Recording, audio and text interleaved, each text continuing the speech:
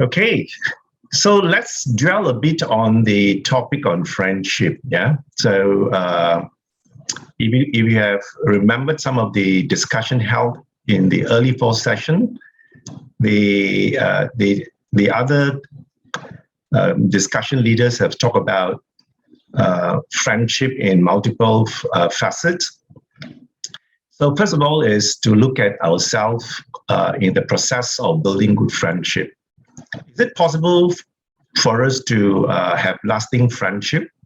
From our experience, we know that friendships are the engagement of two people coming together, depending on the individual interests, whether the interest of this partnership, is it for oneself or is it the benefit of both parties? So in a lot of our engagement, we are the one who decide how a friendship will progress. Yeah, I think we all know from experience when we enter a partnership or friendship, or we are meeting new friends to include them in our friendship, there is a couple of criteria that we use to indicate whether this is a friend that I want to keep for a long term, or this is a friend I'll just keep, but in terms of continuity as a good friend, will depend a lot on how he interact with me, in an ongoing process. The key thing about friendship is you got to do with oneself. You yourself. Are you a good friend of yourself? Yeah. Before we talk about friendship with other people, how do you take yourself, and how do you consider yourself being a friend of yourself? Yeah. We usually wish not so good things with our enemies. So, for example, anger is a state of mind that it's unpleasant. If we have an angry state of mind, indirectly, it's also making us unhappy. So the question is, if you are truly a good friend of yourself, you will try to ensure that you want to develop wholesome thought most of the time. You do not want to develop unwholesome thought. Anger is one good example that we know that anger arises. It actually sends a lot of bad chemical to our body. Our heartbeat goes faster. We have many sleep at night thinking about the anger that we have. So in that sense, if we talk about friendship, a lasting friendship starts off with ourselves. If we ourselves are happy on the progress of us itself, tendency is that we will able to make other people happy too. Okay, so with that, let me go through a couple of areas in the slide. Okay, let's do a quick polling on these qualities present in yourself. Okay, so I picked up 6 important qualities that we need to have. We will do a short poll afterwards. So let me just go through these 6 qualities before the polling begins. Yeah. So first of all is that ask yourself, in your relationship with other people, do you have this quality called integrity? So integrity here simply means whether you keep a moral precept or yourself have some strong moral values. Okay, number 2 is that also ask yourself whether do you always, in most partnership or relationship, you practice honesty. That when you make a mistake, do you tell your friends that, I make a mistake, or if you say a lie, you confess that lie to your friend. Yeah. And then the third one is good-heartedness, whether you always present a positive attitude towards your friendship, that you always want your friend to grow. Okay, and by doing so, you gain respect from the partnership. And the fourth is friendliness, that when you meet and engage with your friend. You always put on a smile and you're always welcoming them. They feel very secured in the interaction that you have with them. Check that as well and see what is your quality in terms of friendliness and your speech, politeness. When you meet your friend, how is your interaction with them? Your words, is it pleasant, unpleasant? Do you use harsh word? Okay, and does this politeness that you have give them a heartwarming, welcoming feeling?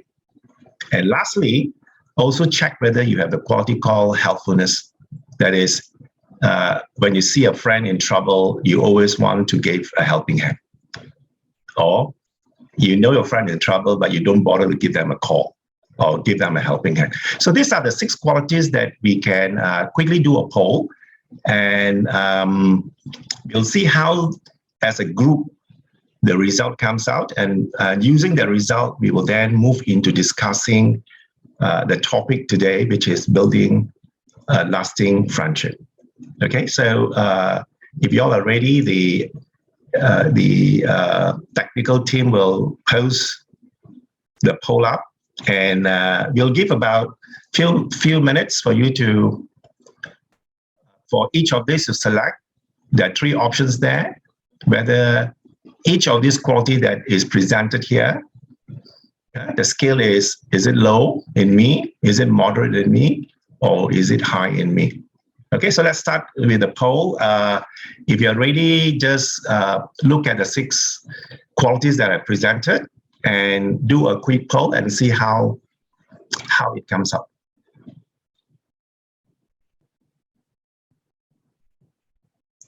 Okay, I think we'll end the poll and we look at the result that came out, right? The poll. And let's look at number 1. Very good.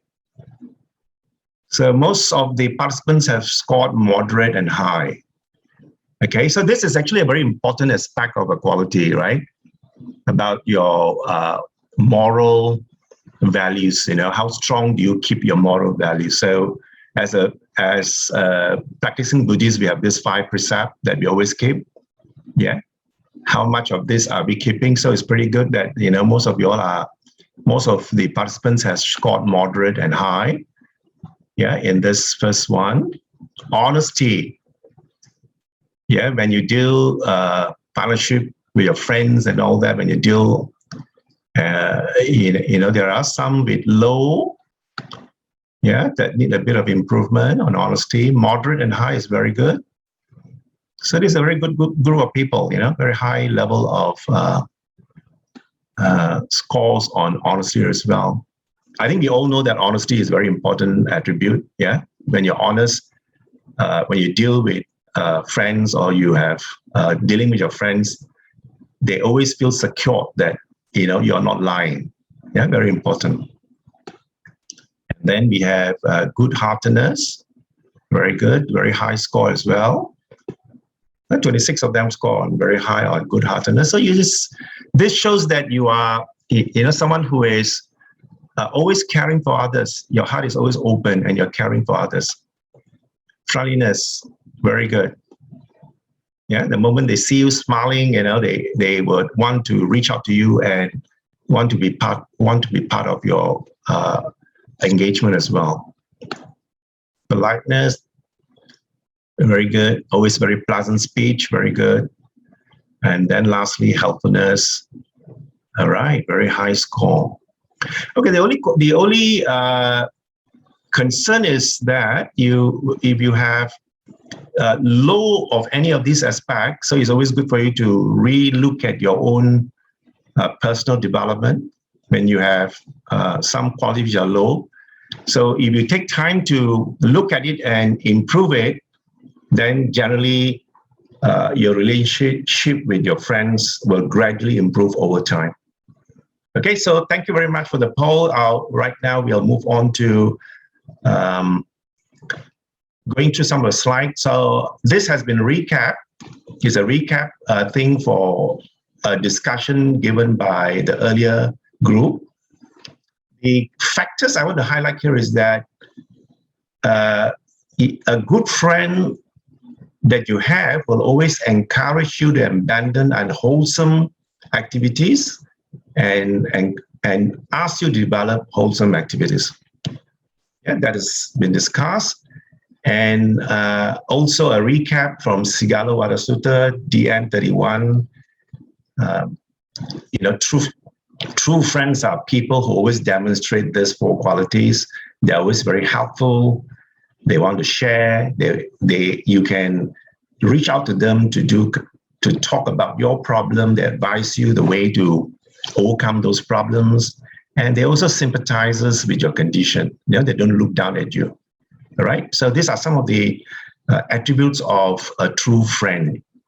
And then down to there are also friends who disguise, but they're actually your enemies. They want to be a friend, but most of the time when they engage with you, they either want to gain more for themselves, and they always lead you to do more evil and preventing you from doing good. Right? So these are the discussion that you have. So let's now go down to the sutta. I want to discuss how to build a bind lasting friendship. Now, I was going through the sutta, and I found this sutta AN 4.32. Yeah, Sangaha Sutta. From the Pali word, the word Sangha usually has many meanings in English, but the one that I will use is welfare. Yeah. So when I use the word welfare for the translation from the Pali word, it has the sense of bringing people together in harmony, right? And solidarity, comradeship, and mutual good.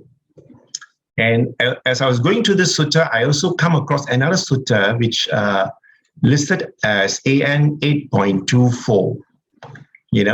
So this is by chance that there were in the whole collection of sutta, that there were 2 suttas talking about the same thing. So I said, wow, this is great. So this could be one of the sutta that we can use and rely to talk about binding friendship. So if you have time, do look at Dutiya Hataka Sutta, okay, AN 8.24. This one talks about a rich man called Hataka in Alavi, in a town called Alavi. He met Buddha with 5 of his lay followers. He brought 500 followers to the Buddha. And then the Buddha was pretty surprised and asked this Hataka, how did he manage to keep all these 500 to come together? Yeah. So if you can read this sutta to look at the connection between Sangaha Sutta and the sutta given in Dutiya Hatha Sutta. Okay, what listed down there in Sangaha Sutta is the Buddha says that there are 4 means of sustaining a favorable relationship. So we're going to go through this 4 means. What 4? All right. The Buddha says that if we practice giving, and if we practice endearing speech, and if we practice beneficent conduct, and we also practice impartiality that is free from biasness in our interaction with our friends, this can bring sustaining favorable friendship. Okay? So we'll go through each one of these called giving, endearing speech, beneficent conduct, and impartiality in a little bit more detail. So each of these techniques can be used in diverse worldly conditions that is suitable to fit each case. All right. If you do read the sutta that I've listed there, AN 8.24, you can see how Hataka uses these 4 techniques in keeping the 500 followers, happy, and the friendship is ever growing. So when Hataka knew that this is to be sustained by a gift, each one of the person that he engaged with, he analyzes what this person needs. So if that partnership require give, he will be giving. All right. If the partnership require pleasant speech, he will practice pleasant speech in the partnership. Okay. So when he sees that a friend is expecting beneficent conduct, he practices that. All right. Lastly, when he deals with someone who expects impartiality, he practices that too. So this is merely a set of practices that we can develop for ourselves to ensure that the partnership can grow.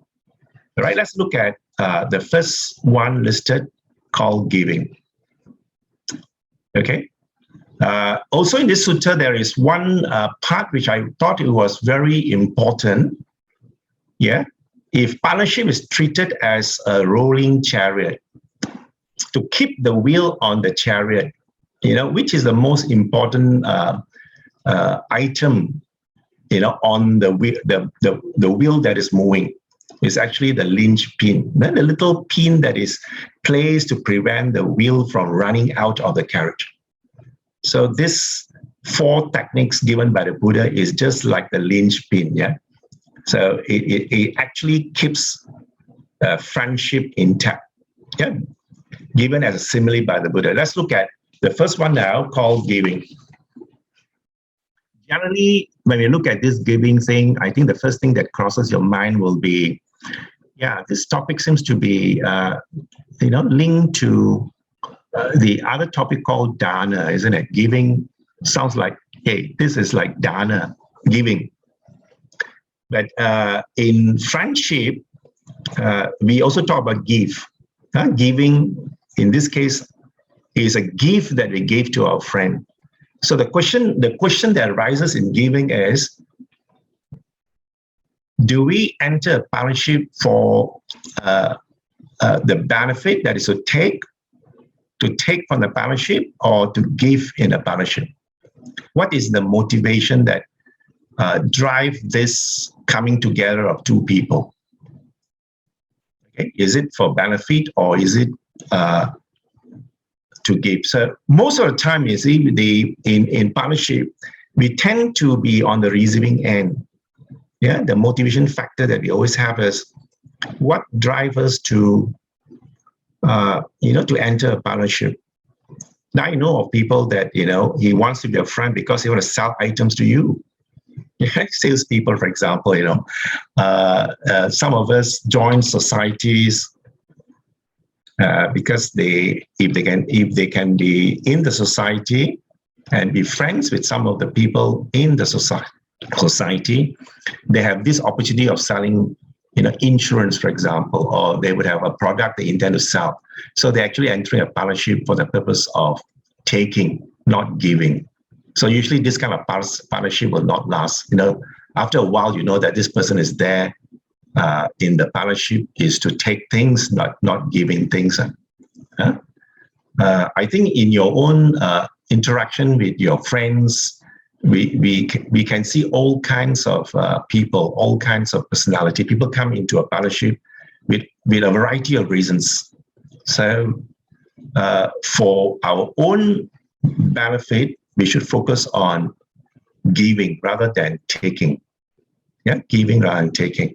So one of the sutta that you may want to read when you have time is do read the Dana Mahapala Sutta, AN 7.52. Here the Buddha talks about giving with a different level of intention. Those who give with the intentions of receiving, their returns are actually not as great as one who gives without the desire to receive. I think, for example, those who have families, when you support the children in education and all that, you are actually giving. You give without an expectation of return. So that kind of giving is always very wholesome. Yeah. Your mind is pure and the giving is real. You have a pure giving process. So you give without expecting any form of return. Yeah, that will be the highest form of give. Definitely for those who have, familiar with the teachings and the sutta, they say the highest giving is the giving of Dhamma. Isn't it? Yeah. Dhamma is the highest form of giving. Definitely you can give material things. You can give your time. The key emphasis is how are you going to change your attitude from receiving to giving? So if we always practice the attitude of giving without an expectation to receive, that kind of giving will be of higher quality. Yeah. If you got time, just recall a friendship or partnership that you have. If your partnership is resting in that level where you give without an expectation of receiving, that partnership tends to last much longer. Yeah. If a partnership is always expecting a return, after a while you find that this partnership will not last at all. Yeah, because there is no purity in the whole process of coming together. Yeah, when there is coming together and people are happy in it, your tendency is that you would have some level of growth in terms of the partnership. Okay, so before I go on to the second one, is there any general reaction from what I've just discussed? If you do not have expertise and you are reaching out to someone with expertise, this one is, you do not have expertise, right? You're going to someone with expertise to learn the skills that the person has. That is the level of learning. Yeah. So from the process of partnering with someone who is an expert in the area, how would this development, how would the partnership develop ongoing? Definitely your first level is that I am with him for the skill that I need.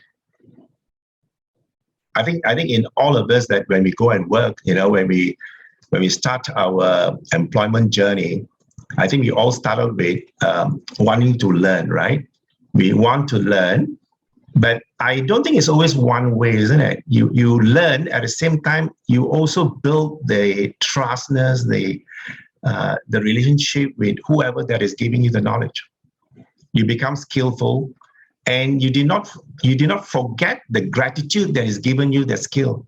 And the key important thing is that in the whole process of learning, we must always be grateful with what we have acquired. When you have the gratefulness, definitely the partnership will be enhanced. But if you're not grateful, you just take and leave, and when you become as skillful as him, then you start, you don't show any more gratitude. You say bad things about him. I think that is definitely one-sided relationship. But if you're learning and grateful and you still respect the person who taught you, I think that will be a very beautiful relationship. Yeah. Line to be drawn, I think, is very difficult. I think that the key thing is that in a partnership, we must always be honest, and the whole process must be with a pure heart, The heart must be wanting to learn. Once you've learned it, you must be grateful with the person who have taught you. I think that's very important. So once we have that kind of attitude in a partnership, I think it's going to be flourishing. Yeah. Endearing speech. I think we all love pleasant words, isn't it? Yeah. When you meet people, if you have pleasant words, it's just like the bee drawn to honey. People just flock there because you have such pleasant words. I think all of us love to hear pleasant words. So if we all love to hear pleasant words, I think it's only right that we also speak pleasant words to other people. Yeah. So that will be one of the message given by the Buddha, endearing speech. So what the Buddha advised us to do is that abstain from one side and cultivate more on the other side. Yeah. So if you look at the abstinence, it's quite there, you know. So this has always been discussed as a speech, a good speech, samavacha, you know, pleasant speech. We try our best abstaining from lying. Okay, we try our best to abstain from slandering words, telling someone, stories and all that, or harsh word, and then idle chatter. Okay, so this is one set of it where the Buddha encourages us to abstain from, and then cultivate, if we can, the opposite of the four which we try to abstain. That is truthful speech. Yeah, say something which is truthful, not hearsay. You know, when you hearsay and you pass that hearsay message down, and each one of us try to add a little bit more hearsay, you know, finally when the message reaches the other end, it's totally different from how it all started. So truthful speech is very important. We should always hold our, our tongue if we can, you know, because once it's out, it's always very difficult to retract, isn't it? Words are like that, you know. Once it's thrown out, even though the tongue has no bone, but the words are pretty painful sometimes, and it can stay with you for a very, very long time, you know, especially hurtful words that we utter it out, and it's very difficult to retract. You know, no matter how much sorry you say, sometimes it's very difficult to retract back the harsh word that is thrown out, which is very commonly felt by many of us. Yeah? So slandering, stop doing that, and then move towards harmonious speech. Think of words that will bring people together rather than say words that will divide more people. Okay? Kind words will be encouraged, you know, pleasant words, kind word. Intonation is also very important, you know, your tone of the word that you say. Okay? Sometimes the word is right, but tone is wrong. When the tone is wrong, you know, the word doesn't come out right also. So it's very important that we balance the tone and the word. Yeah, sometimes when, especially in a family environment, or the wife, as husband says, you know, darling, could you help me with that? Okay, you know the word okay, if you say in a wrong tone, it will mean different thing with the hearer. So it's very important that kind words are used, but also pat it with the right tone of loveliness, you know, tone of kindness, tone that, you know, will melt the other party. I think that will be a very good way to bind friendship. Yeah. Idle chatter, I think this is something that we cannot avoid, isn't it? When we meet friends, we talk about the moon and the stars, we talk about politics, but the question is that are all this idle chatter beneficial to one's development?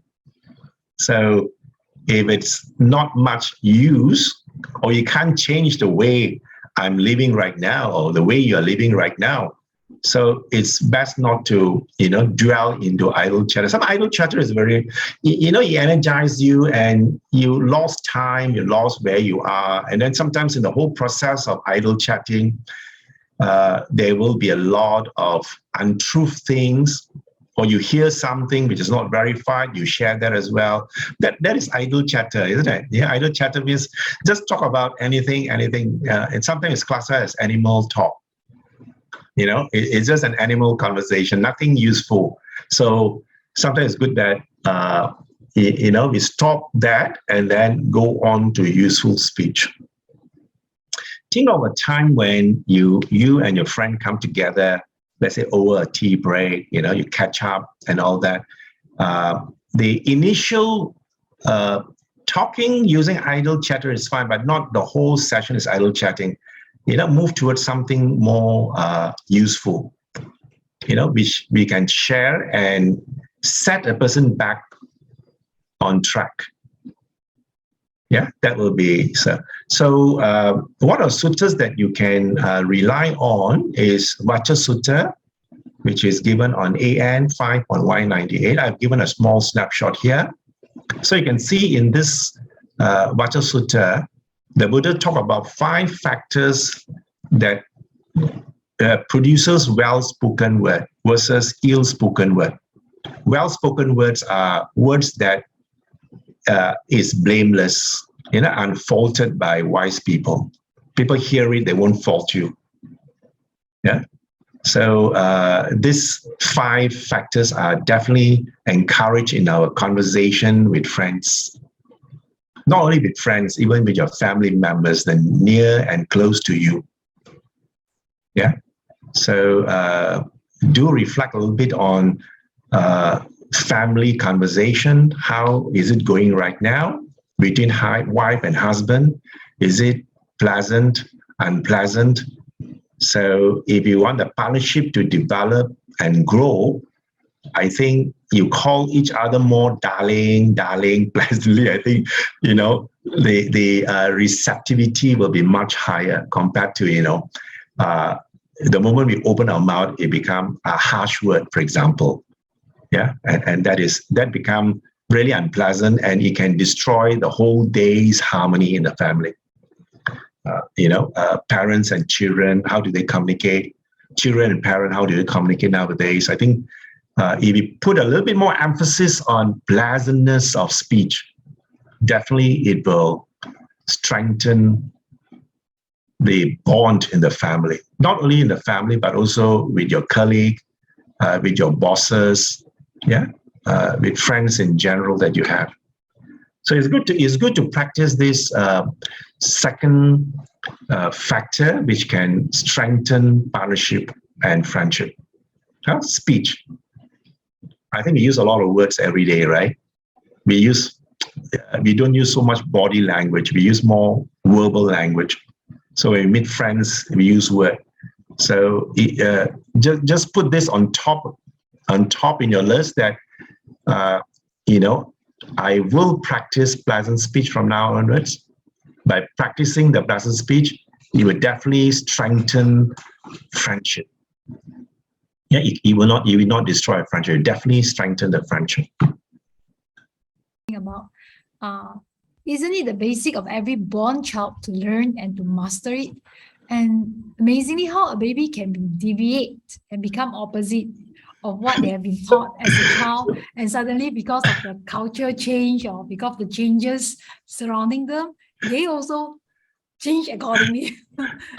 So this is a question. I think I agree with you that I think all children, when they are born, before they are contaminated by the world, before they are contaminated by the society and the world, I think by nature, children are they are all having those qualities. In fact, I have been observing children, Malay children, young children, and the Chinese and the Indian. They all happily play together without a distinction of color and race. Only as they grow up, the society teaches them not to have these values. Yeah, parents, for example, will tell the children, "Jangan main dengan budak ini," or the Chinese will say, "Don't play with this kid," they are not of the right race or whatever. So it's actually acquired over time.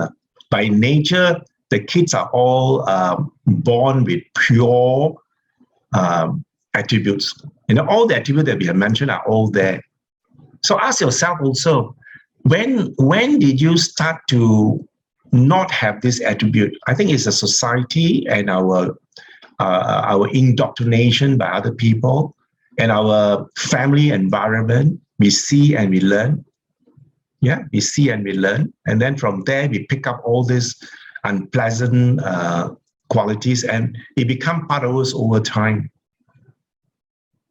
Quite sad, isn't it? I was also, I just came back from a retreat, and I did ask the Bhante why anger need not be developed. Anger. All of us have this natural way of reacting on things that we do not like. Yeah, if you see something you do not like, it could be a word, or it could be things, or it could be an event, or something happens not to your expectation. Anger arises. No need to be trained. But loving kindness, we got to cultivate. I also was surprised. How come loving kindness needs to be cultivated, anger need not? This is the thing that we need to crack. You see, defilements in us are there, right? We always talk about the 3 evil roots, which is so strongly planted in us over many, many life cycles. Greed, hatred, delusion, for example. We just take the gross one called greed, hatred, delusion. And then greed, hatred, delusion will then manifest in many more small behaviors. So these are the 3 evil roots that's already planted in us, and then is encouraged by the society over a period of time. And then, it manifests in us, and it stays with us, and it grows in us as we are aging. We want to have more. We don't practice enough. We want to have more. One car not enough. Kanchil not enough, so I want to have a Merc not enough. I want to have something else. And you see a neighbor having a big house or something like that, the desire of one thing, that the desire draws us to work on it. Nothing wrong, because that's the nature. Nature is like that. So to counteract this defilement from growing, that's why we need to do a lot of practice called restraining. Yeah, you look at all the teaching given by the Buddha, it's all about restrain. Restrain our 6 senses. Yeah, restrain our eye. When we see, we don't be absorbed by the beautiful sight that we see. Yeah, when we hear, we also restrain the hearing. If we can restrain it, and restrain the taste, restrain the smell, restrain the body touch, and then restrain the thinking. If we can do that, then and cultivate the wholesome thing. It's like we have it, we have lost it. We have it, have lost it. So what we have are all the not so pleasant ones. So to re-energize the pleasant one, we have to arouse it again. It's in us that is yet to be aroused. So we need to arouse all this positive attitude. Yeah, keep the mind wholesome most of the time. If we can keep our mind wholesome over time, I believe, that gradualness of our wholesomeness will come back. And then, the unwholesomeness will be slowly pushed away. Okay. All right. So, so to cultivate loving kindness, to be a good friend of yourself and radiate matter to all beings, include those who are unfair to us. So that is what we try our very best to do, cultivating the 4 Brahma Viharas if we can. Just not metta alone. The 4 Brahma Viharas are definitely to be cultivated. If somebody who has this 4 Brahma Viharas in you and is oozing out from you, just imagine, it's like a sunshine, Yeah, it oozes out from your body. It's like a sunshine. People come to you, they can feel the energy that, hey, this guy is different, just like the Buddha, when he walks in the village, people can sense the radiance, of the 4 Brahma Viharas. Even animals are also happy and peaceful, right, with the presence of people like that. So it needs a lot of cultivation, long cultivation, not like tomorrow we have it. Metta is not about chanting the word. We can keep chanting the word, but if your heart is not soft, your heart doesn't come up with the feeling of it. Yeah, so it's just a word, but it's no metta there. So metta is the cultivation, the heart must be pleasant and peaceful. Yeah, I think I agree that conditions and all that, and then don't worry too much about I do not have this yet, I do not have that yet, but coming to know you do not have is already a good start. Yeah, don't worry too much. I do not have this. How come my level of some of these encouraged attributes are not there yet? I think it's fine. As long as you know it and you are willing and putting effort to develop it, I think it's already a beginning. And I agree that all of us come with a different package. We do know what kind of karma, that we have committed in our many, many lives. And you know what kind of package we are carrying to this life. But I always think that we are all very fortunate beings, that we are born as a human today, and then we have the opportunity to still listen to the great teaching of the awakened one. It's still present here. We still have this opportunity to listen to it. And your effort in locking in just to share and join us to share this Dhamma is already, to me, something that we should be happy about. Happiness starts with oneself. It's a choice that we take. We take the choice to be happy. Nobody can make us happy if we do not want to. Yeah, you got to make yourself happy. Nobody will make you happy. So you got to make the choice. The happiness is something that I can do it. And if I can have happiness, then I can pass this happiness to all the people that come in contact with me. I think that is a very, very wholesome, very positive attitude. And I think by having that, it definitely will bond friendship, isn't it? Because you're such a pleasant person to be with. Your heart is forever melting, and there's so much joy in you and all that. They come to you, they feel secure. They don't feel trouble. That is the kind of atmosphere that we must create in a friendship. Not hostile, not neglected, not looked down, not judged. If we start to have this kind of attitude of judging people, looking down at somebody, I'm always better than you, nobody's better than me, why are you so stupid, I'm so smart, if we keep on having that kind of thinking, over time, people just find it not pleasant, they don't want to be your friend. They don't find joy coming in the process of contacting you as well. So there's no joy. So when there is joy, I think when you give joy and happiness to others, they want to be your friend.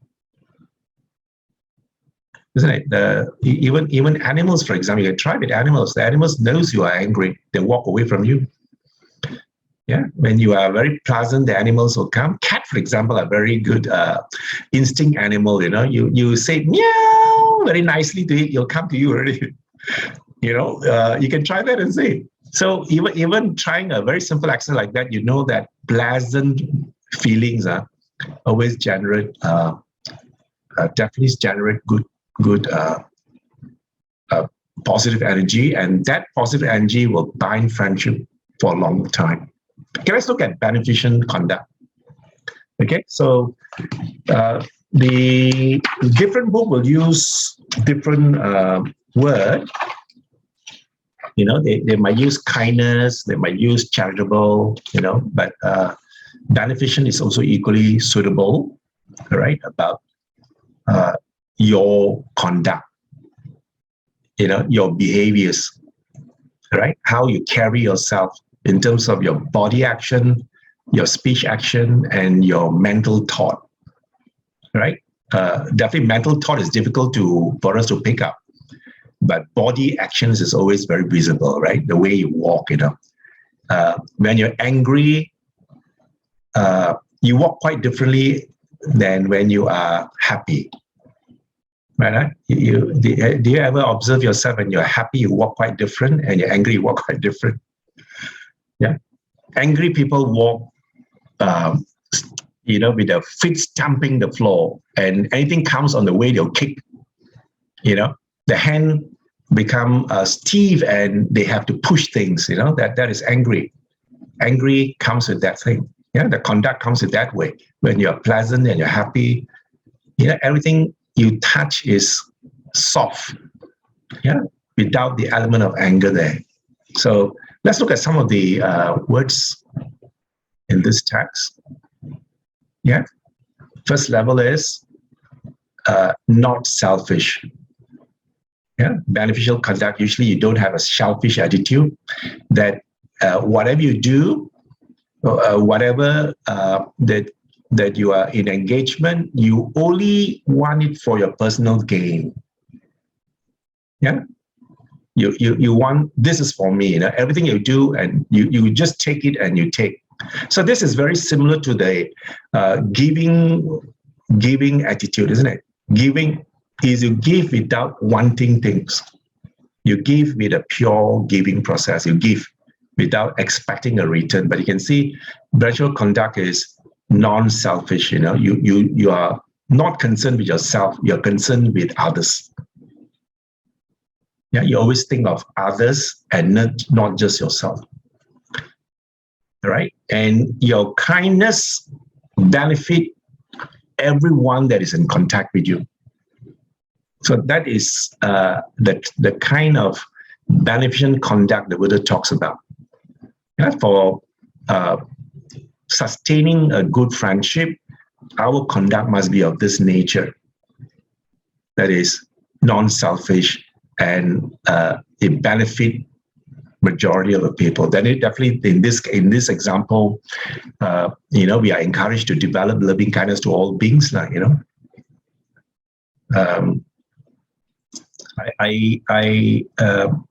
take it that you all know what is loving kindness.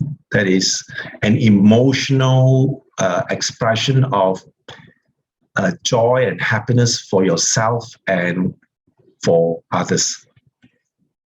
Yeah, there is this thing that you want to generate, for the happiness of others.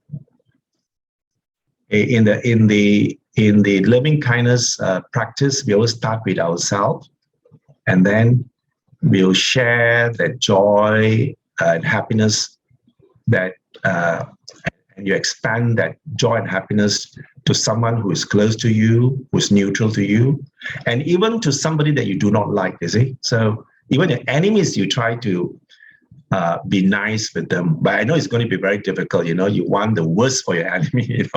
Enemy means the moment you have an enemy, you want the worst outcome for them. Very seldom you want them to be happy and peaceful. But if you can do that, definitely it's a notch higher in terms of practice. And then spreading it to all living beings. Yeah, big and small, seen and unseen, so that they too will rejoice and be happy with our beneficent conduct.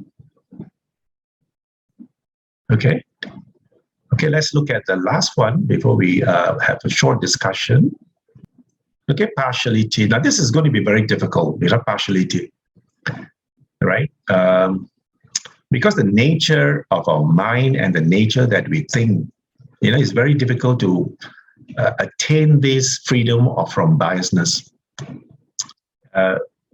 You look at the way the mind works. The mind runs after sensual pleasures.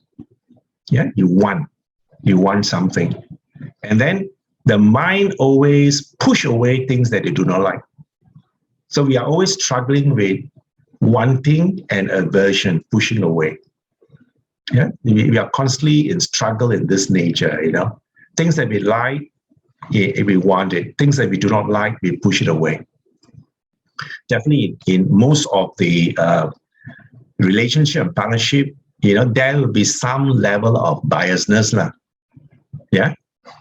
I think in a work environment, we always say the boss is biased, isn't it? The boss always like the blue-eyed boy or blue-eyed girl. There's always the blue-eyed boy or blue-eyed girl. So even the blue-eyed boy, blue-eyed girl doesn't work to the level of expectation. They always get more salary increment than me. We always feel that way. How come he got more salary than me? The boss is biased. Oh, even in in our relationship with people, we tend to label race, we label colors, isn't it? That he's dark, then we think he's like that. Yeah, and we always think that female always like that. Then somebody think the male is always like that. those who are of this race always like that. This race is always like that. We always have already a kind of a label, label, judging colors, judging race, judging religion also. People of certain religion we judge. So the moment we have that judgment, it's very difficult to practice impartiality. So the highest level that the Buddhists talk about is that we have to be impartial. We treat everybody equal. That will be the kind of level that we want. Knowing that that is the level for perfect partnership, we will work towards it. We are not there yet, but we will work towards it. Okay, so let's look at some of the key pointers. Right, we unfair bias always there in our heart, in our mind, that we favor some people and things. There's always this favoritism going around. And then we always judge without understanding things first. When people say something to you, you already make a judgment because we have perception from our previous experiences. Our perception could be very, very strong on some of the things that we have experienced and is stored in our memory. So when somebody says something very close to that, the mind just picks up and say, hey, that is, how is it? You judge right away without hearing the true story. So the encouragement is in this partnership is, to build friendship is we try to understand and not judging. Understand first. So let's hear the story. Let's hear the full story before we make a judgment. Or the other way of doing is that the moment the mind wants to judge, you refrain it from judging first. You tell your mind, don't judge. Yeah. Maybe there is something true in this I'm hearing. So try not to do that. And then reflection that you have to do is how your conduct is been perceived by others, because all this is going to do with perception. They do not know your motive, but they only can see your action. So every action that you do in a partnership, or you're dealing at home with your wife or husband or your children, everyone is watching. Everyone is watching, Is there, I think I remember when I was young, every New Year, I got 10 siblings on the dining table or lunch table, and there's only one chicken slaughtered for Chinese. I'm coming from a very poor family, and the chicken had 2 drumsticks, The chicken had 2 drumsticks. So we always be watching, who gets the drumsticks during the lunch and dinner. We always form perception that the mom likes this person more, therefore the drumstick is given to the younger one, for example. The eldest one always be looking there, not feeling happy because, how come we don't have this drumstick, but the younger siblings always get it first. They always get the drumstick and we don't get a drumstick. So you can see the behavior over time. We then formulate something that it become a dislike with our parents over time. All this will stay with us and it become, something that you carry through your adult life until you come to a point where you realize that, we should practice giving to the younger sibling because they're young, they do not understand, right? If they don't get the drumstick, most likely they'll cry. You see? So, it takes a period of time for us to really see and understand that conduct, our personal conduct, interaction with friends, I think is very, very important. Yeah. So try to carry a conduct that do not give a perception which is wrong about you.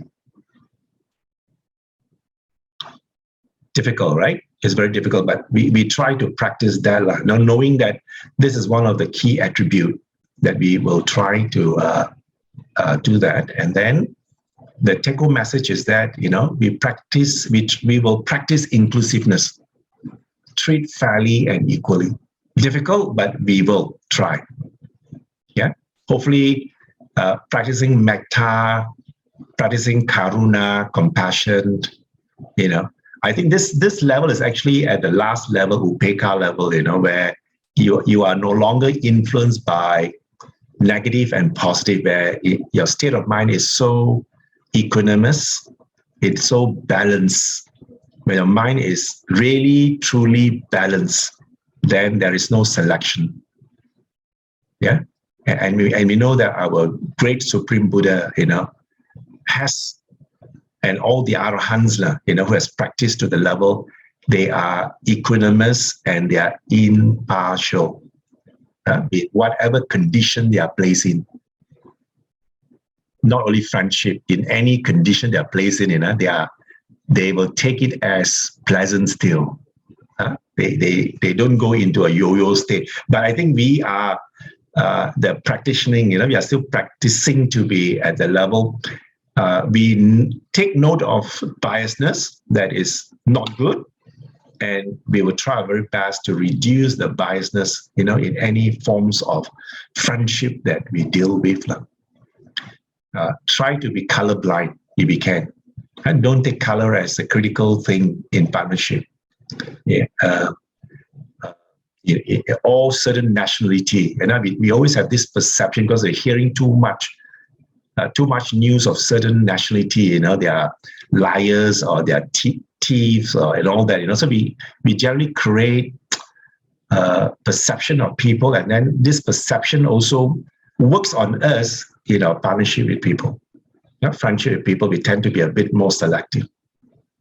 Yeah, I think we have this challenge, I think our constant challenge, isn't it? That good values are not cultivated. Good values are not cultivated. I think it's role modeling. If you talk about Sunday school and all that, I think teachers to me are very important. Sunday school teachers, if they can role model. I've seen many Sunday school teachers, even, when I was taking my diploma in one of the Buddhist centers, the administrator that was administering the center, I'm quite shocked that, her conduct is not up to, up to what it was preached, what was expected of us. So sometimes the practice and our behaviors are not congruent. Our practice and behavior are not congruent. Some of us are very good in theory, but when it comes to practice, we don't even demonstrate any of them. We all know the 5 precepts, but to what level we really practice that 5 precepts. Some of them are, doing it on off. Some of them just don't do it, but they know the 5 precepts, but they just don't do it. And they come up with reasons why they can do it. I've come across many people who give reasons why this is all right to do, even though we know it's against certain practices. Like, for example, the last precept number 5, no alcoholic drink. If we understand the reason why it's laid there, is to prevent us from over drinking and drunken where the mind is out of control, right? We know that principle. But they say that, I drink, but I can still, I'm still sober, okay. But that is now, is it? That is now. But what if you fall, into a situation where you are so drunk that you commit wrong in all the other precepts? That is the danger. The danger that it might arise. It hasn't a reason, doesn't mean that it won't arise. Yeah, that is the principle. I think the principle is that knowing the danger, we avoid. But some of them will give their own reasoning why they can drink, because as long as I'm sober, I'm all right. But you see, that is the self-prophecy process. They look at all the teaching and they give reasons is all right. So I think we just leave them alone. I think there's nothing much we can do. The practice is about oneself, that we are the one responsible for our own doing, isn't it? Whatever we do, we are the heir to the consequences. If we understand that, I think, we start with ourselves. I think we start with ourselves and we practice for ourselves, for our own goodness and for our own journey, rather than we practice for other people. We can't help them to practice. We really can guide them, advise them, just like the simile of bringing the horse to a water hole. We only can bring the horse to the water hole. Whether the horse is going to drink the water or not is really up to the horse. You cannot force the horse down to drink. And then you only say, this is the water hole and there's water there. If you're thirsty, just drink it, So we only can do that level, that part of it. And I think we should watch ourselves more, study ourselves, watch ourselves more, and develop those skills that is discussed in Sangaha Sutta. You have to give without expecting a return, give pure giving, and then all the practices that's given there, we uphold it so that we become a good role model in keeping those precepts or those moral values, and this can then benefit people around us. We do all that not for others, we do all that for ourselves. I think we start with ourselves, we try to fence around ourselves with all these qualities. The rest think that this quality has make you a better person. I think the moment you know that this quality has make you a better person, you become confident. Confident in the practice itself. And it's very important. That's why Saddha is always given very high emphasis in Buddhist doctrine. Saddha, loosely translated as faith. Faith in the teaching. So there's very given a lot of emphasis that your confidence or the Saddha increases when you see the benefit of the practice. Practice strengthen your confidence, and you got to just do it and do it and do it. Don't listen to the Buddha says the balas. Balas are the not wise people, fools. Don't listen to the unwise people who draw you out from doing good. There are a lot of unwise people out there, trying to draw you out from doing good, because they say, why are you so stupid? Good people looks very stupid sometimes. When you do a lot of wholesome, people think you're very stupid. But I think as long as we understand that this is a self-cultivation thing and a self-journey, and the journey leads you to have confidence, and the confidence will encourage others to be like you. I think it's like a magnet, it draws you in.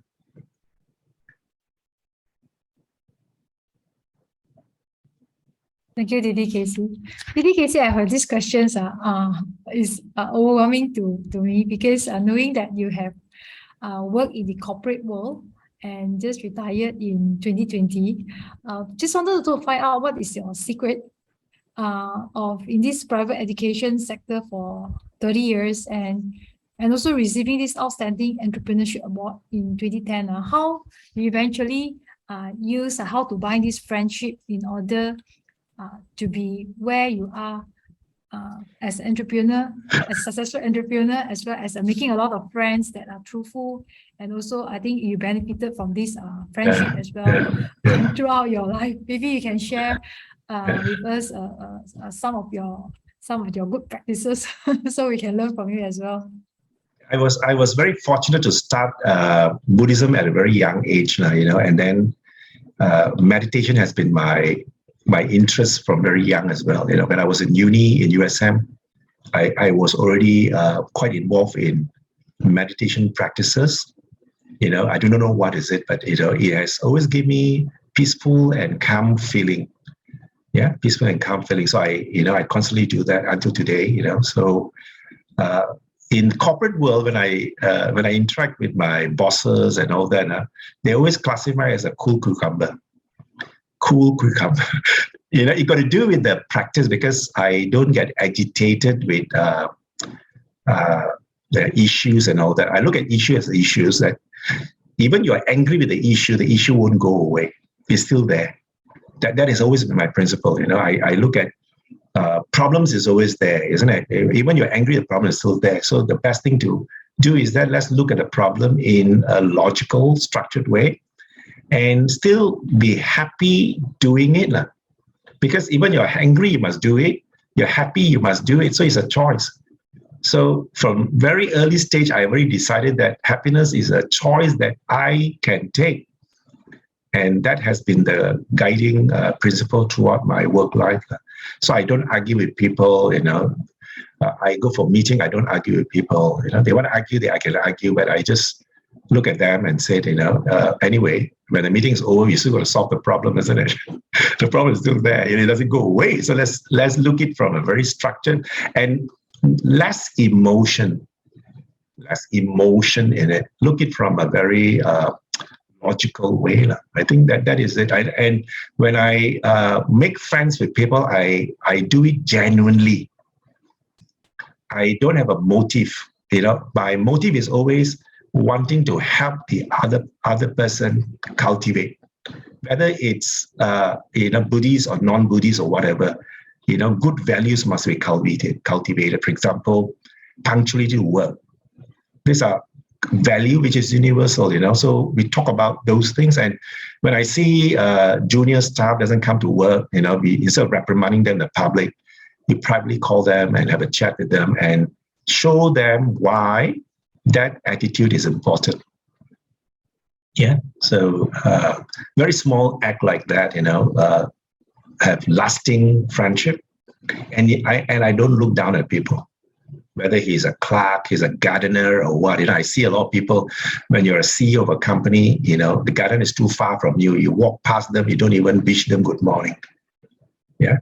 And you don't leave a lasting impression in your daily work in the company, because you want to have a lasting impression of working in the company. You must carry a pleasant, not pleasant walk, it's even pleasant speech as you walk, you just wish everybody well and happy, or macam mana baci, Dhamma kan ke, all these are pleasant words. And then they see that the boss is not bossy.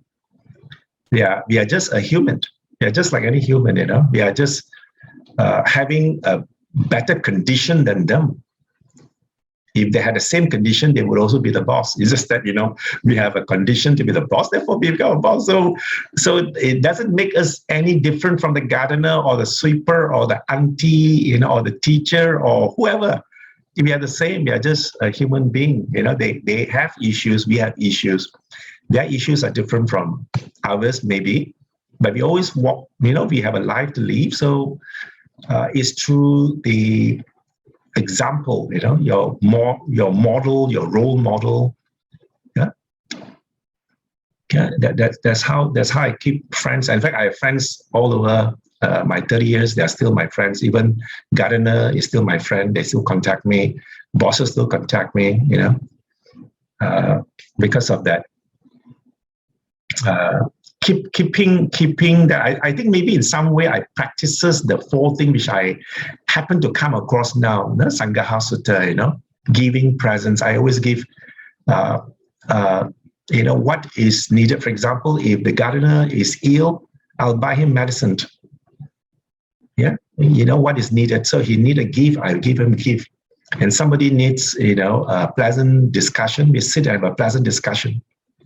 So these are the tools that keep friendship going, and then there is this lasting feeling. They remember you because of the small touch, the human touch. When you do human touch, I think friendship will be lasting. If you touch somebody wanting to take things from him, with an ulterior motive of gaining, I think it won't last.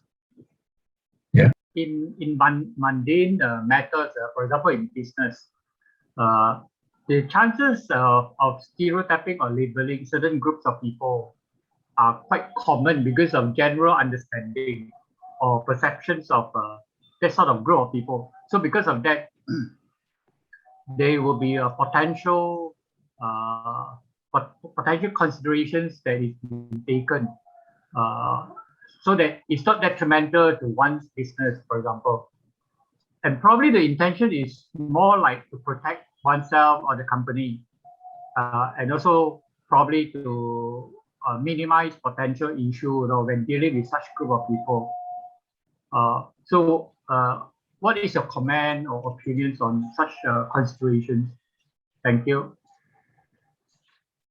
I think if you refer to your earlier discussion on Sigalovada Sutta 31, the Buddha did warn us on friends who disguise, isn't it?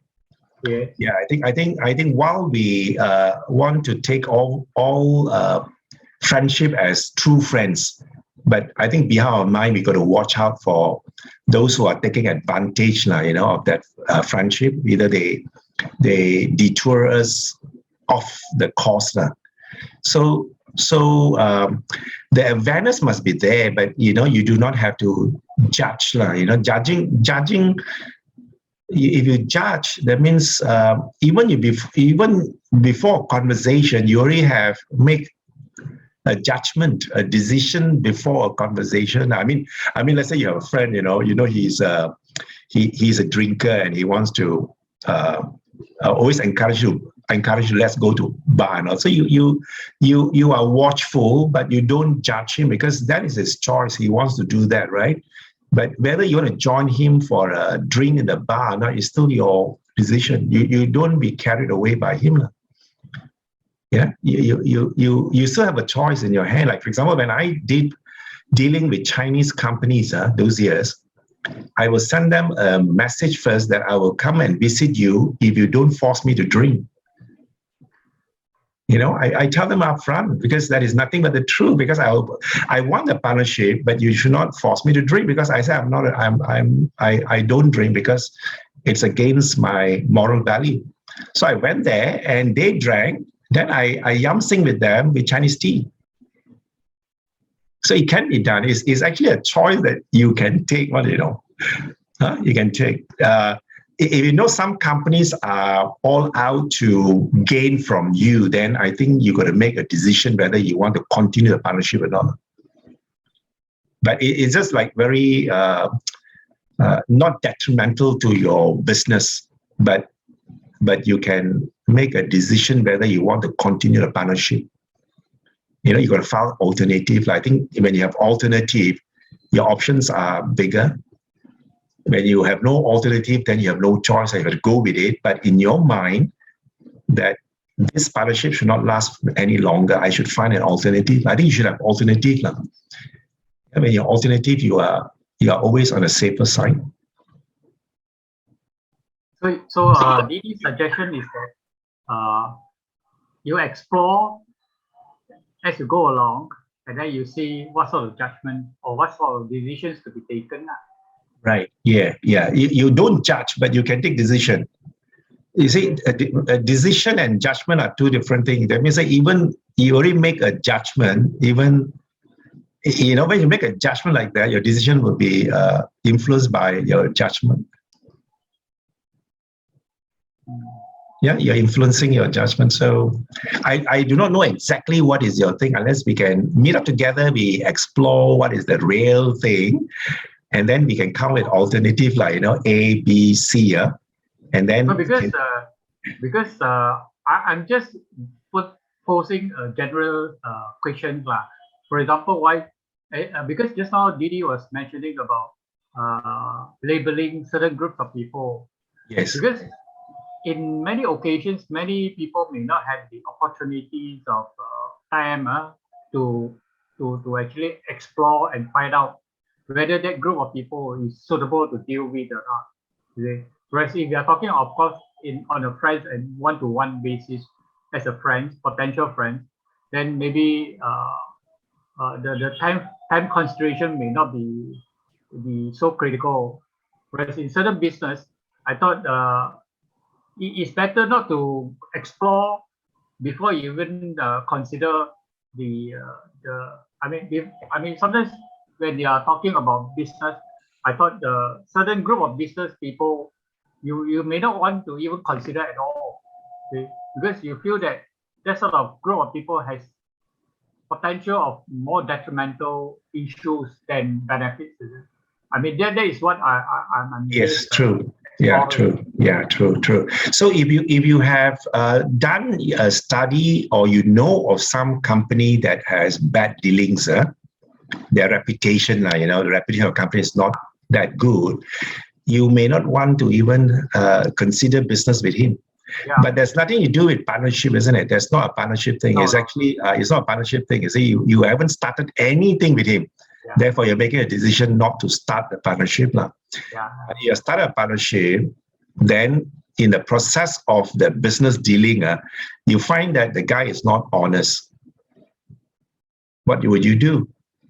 Yeah, I mean, you got to make a decision that you got to cut and terminate this thing because it's not beneficial. I mean, the concept of beneficial still comes in here, right? Isn't it?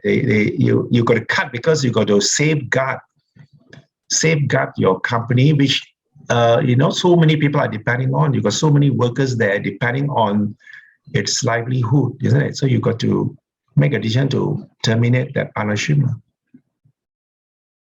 Yeah. Okay. Thank you, Didi. Thank you. Yeah. I think you must. The discussion is about friendship. So when you bring in company dealing, I think there is already a financial consideration. Financial consideration there, right? Because then the financial consideration, definitely the evaluation of financial consideration is different, because you have to apply more business modeling there, isn't it? The risk factors all are considered, because friendship, it's quite straightforward. When it comes to business dealing, there are more, more things to look at. Yeah, even risk management has been considered. Long term, is this long term or short term? Yeah, is it a short way to address your current problem? All these are things that will come into the analysis. As I said, the whole cultivation practice encouraged by the Buddha, it's a gradual training, and I think we're not expecting miracles to happen right away. Yeah, so if you have bad influence or bad habits, yeah, there's influence that is coming to you which is not wholesome. Try your very best to avoid it. Don't associate that much with it. Or you yourself have developed some bad habits, then you got to, over time, cultivate positive habits to replace the bad habits. I think there's no shortcut. The cultivation process is really, really life after life expected. If it's so easy, I think we all will become arahant tomorrow. We are all not arahants because the defilement that we have in us, it's so rooted and so strong that it won't take 1 or 2 days to overcome. Yeah. So don't despair, but try to apply. We try to apply that. We will recognize it first, and then refrain. Recognize, refrain, then replace with positive habit. So unwholesome, you know it, you refrain from the unwholesome, then you move into developing wholesome state. This one got to do with the concept called attention, your awareness, wise attention or unwise attention. It always comes with the word wise attention and a wise attention. When an unwholesome state arises, when you give it fuel of unwise attention, the unwholesome state grows bigger. It grows and strengthens itself. So the formula is to practice, wise attention, knowing it and replace with wholesome state.